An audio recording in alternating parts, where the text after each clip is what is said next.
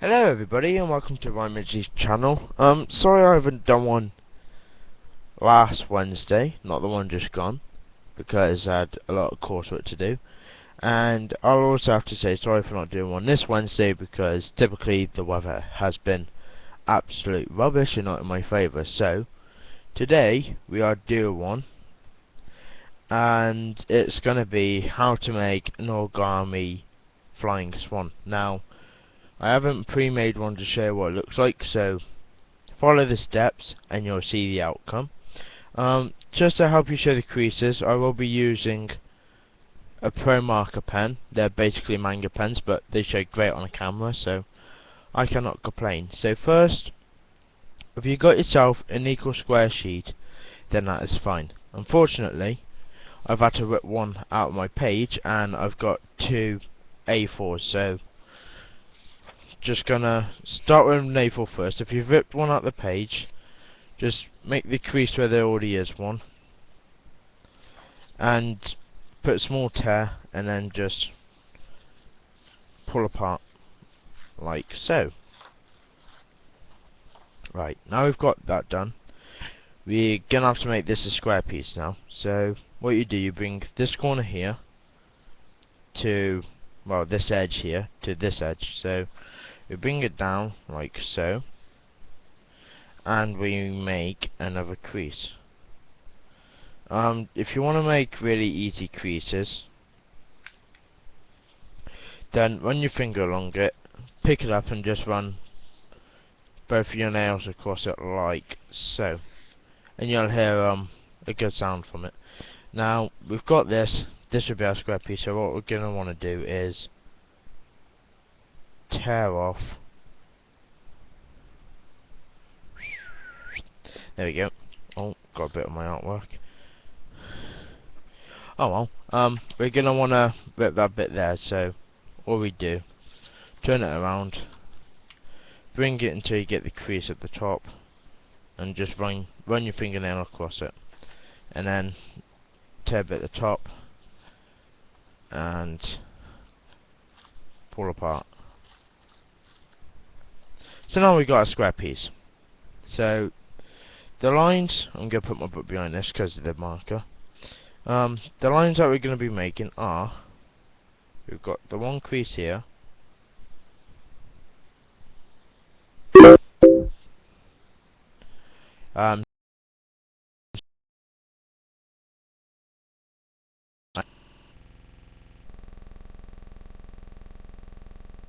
not really, but we've got the one crease there. Now we go on, bring this corner to this corner, so just bring it down like so and make the crease. I will warn you now, if you make the creases too thick or you keep score on them, the end thing will look not dreadful, but once you try making it flap, it will break. Plus I've got ethanol pens running through the creases, so it will make the creases slightly more damp. So we've got these two folds here at the moment. Now we're gonna want to make this edge here touch this edge here, so bring that bring the edges across and make the crease. Obviously you don't have to keep putting these lines in, it's just so it's easier for you to see, and they are only rough. So now we've got this shape, and now we're gonna just flip it around, so you've got this, then bring this edge to this edge. No, that ain't right. That ain't right. It's this edge to this edge. I'm sorry. I'm really having a bad day today. But I am not restarting this video, which is why I'm doing it like this. So anyway, you should get what I like to call a pizza cut, because obviously you normally have 8 triangles on a pizza. So now we have done that, what we are going to want to do is flip it around, so we've got one corner facing towards us, so I'll just put an arrow there to show it's facing towards me. And what we're going to want to do is fold it in like this. So we've got the 3 creases there.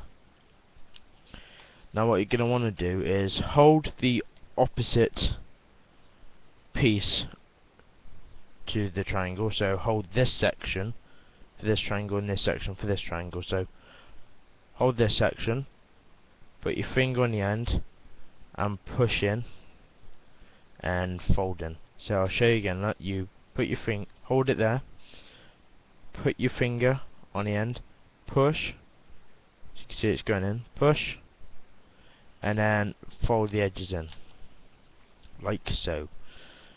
So now what we're going to want to do, we're going to want to bring this edge to the center and this edge to the center. So we bring it in and make the crease, bring it in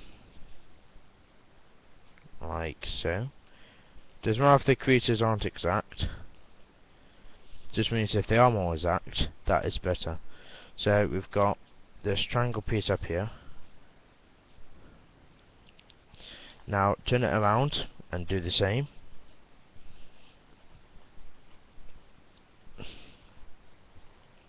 So now we've got ourselves a kite shape.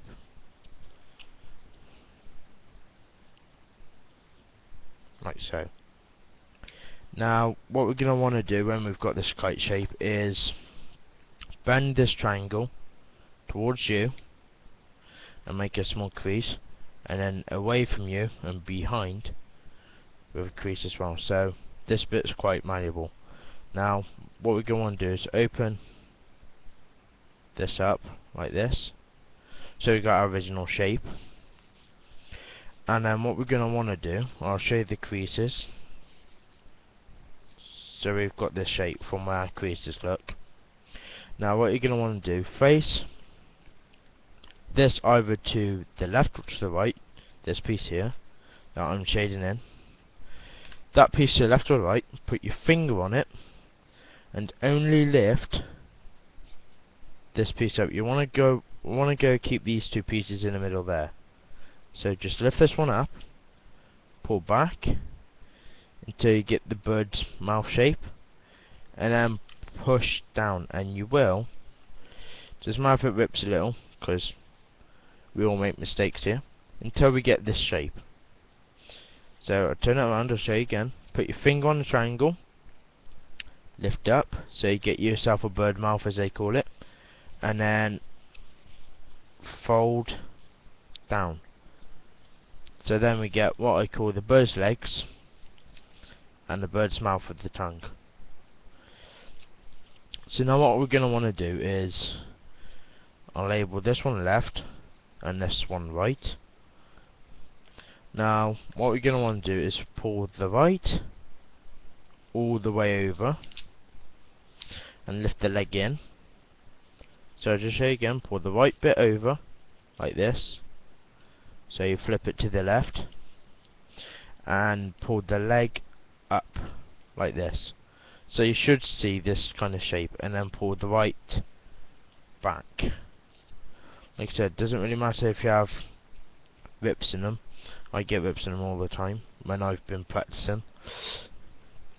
Now what you do is you pull the left to the right and lift the left leg up. So now what you should get is a basic triangle shape and make a crease.